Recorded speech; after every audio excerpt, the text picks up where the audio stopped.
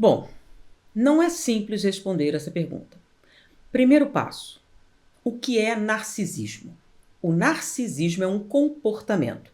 Dentro desse comportamento, a gente pode listar algumas coisas recorrentes. Por exemplo, crueldade. O que é a crueldade? É quando a pessoa utiliza de diversas formas para submeter outra pessoa, causando, lhe infligindo muita dor, tanto psicológica quanto física. Então, pessoas manipuladoras, elas usam qualquer coisa para fazer com que você se comporte de determinada maneira. Elas reconhecem rapidamente as fraquezas, as deficiências das pessoas e exploram isso para seu próprio benefício. Bom, se a gente tiver todas essas coisas juntas e mais algumas outras, você pode dizer que essa pessoa tem uma personalidade narcisista. Tá? Então, as duas características mais evidentes são manipulação e crueldade, ok? Bom, a pergunta é: isso é de nascença, genético, ou isso é um comportamento aprendido? As duas coisas são possíveis. Por exemplo, já se verificou que existe uma anomalia que acontece por trás da órbita ocular no pré-frontal, que aconteceu em vários serial killers, não foi um, foram vários deles, pessoas que entram no perfil do psicopata. É aquele que é incapaz de reconhecer valores morais, ele não entende, não reconhece, é tipo um Dexter da vida. Então, essas pessoas têm uma anomalia, uma má formação numa determinada área cerebral, o que torna eles incapazes de realizar uma determinada tarefa. Bom, quem estudou a crueldade foi Simon Baron-Cohen, e ele verificou que existe o circuito empático. O circuito empático é que nos impede de ser cruéis. O que é que permite que isso aconteça? Então, quando você desenvolve o circuito empático, e o circuito empático, para ser desenvolvido, tem vários aspectos, você se torna vacinado contra a crueldade. É uma coisa de natureza genética para permitir a nossa convivência pacífica dentro da espécie. Então, você desenvolve essa área e você não vai ter uma personalidade narcisista. Porém, para que o circuito empático se desenvolva, é necessário que você aprenda, por exemplo, as emoções, que você aprenda os tipos de emoções, quais são elas e qual a resposta apropriada a dar. O nome disso é processo educacional. Então, se você não foi educado ou alfabetizado emocionalmente, você simplesmente não tem os valores necessários para desenvolver o circuito empático. Então, nesse caso, uma personalidade narcisista pode se desenvolver fruto de um processo social, então educacional. Então, você teve um lar opressor, você teve uma série de anomalias durante o seu processo de desenvolvimento da personalidade, de maneira que você simplesmente não tem os elementos necessários para formar o seu circuito empático. E aí você desenvolve uma personalidade narcisista. Ou seja, não é um problema de nascença, não é um problema genético, nem estrutural. É um problema comportamental.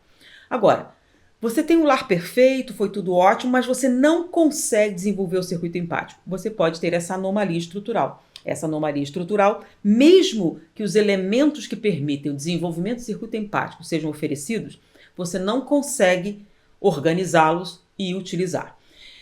Alguns aspectos do circuito empático.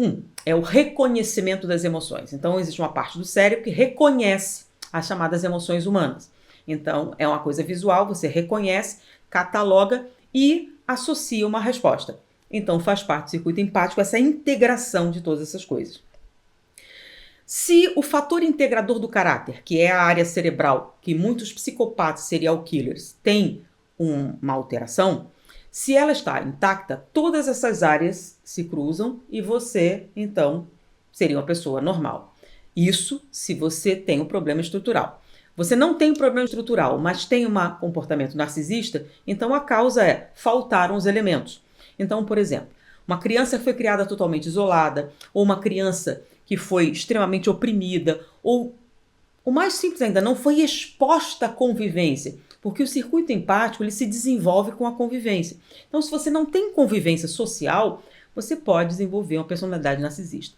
Então, o comportamento é igual, a causa pode ser diferente. Então, não dá para você afirmar uma coisa ou outra. Bom, como lidar? Se a causa do problema é de natureza educacional ou social, você pode tratar. Então, você tem grande probabilidade de um tratamento adequado você reverter isso. Porém, se a causa do comportamento narcisista for uma falha estrutural, infelizmente, não é possível realizar coisa alguma. Agora, não sei se a pergunta é como tratar a pessoa ou como você trata a pessoa na convivência. Eu já falei inúmeras vezes que ingenuidade não é virtude. Então é muito importante você reconhecer o mal, entre aspas, né? O mal pelo que ele é e proteger-se. Então você sabe que existe isso. Como a gente faz? Existem coisas que você não deve saber sabendo que existem predadores. Então, vou fazer uma analogia, que as pessoas assim, elas querem que você se comporte como se fosse o mundo ideal, mas isso não é o mundo ideal. Imagine que você vai fazer um passeio na floresta. Existem cuidados que você deve ter por causa dos predadores? Sim, então você deve levar isso em segurança, você deve fazer isso, fazer aquilo. Tem uma série de comportamentos que você tem que assumir porque estará num local perigoso. Vamos encarar que o mundo ali também tem predadores. Saber que eles existem é o primeiro passo para você se proteger. Reconhecer determinados comportamentos também é importante para que você possa preservar a sua intimidade.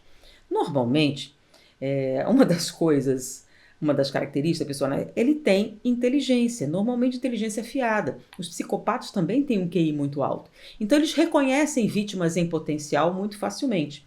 Eu já falei aqui de um livro há muito tempo que eu li, escrito por um policial. Um policial escrevendo sobre bullying. E no livro que ele escreve, ele diz que a personalidade da vítima. Existem sérias características que, sinalizam para todo mundo que você é uma vítima em potencial. E isso atrai os predadores. Essas palavras que eu estou usando são as palavras que ele usou. Então, ele falava no livro que os pais deveriam ensinar as crianças para não terem determinados comportamentos, etc., como se proteger. Então, para não ter aquele perfil da vítima que atrai os predadores.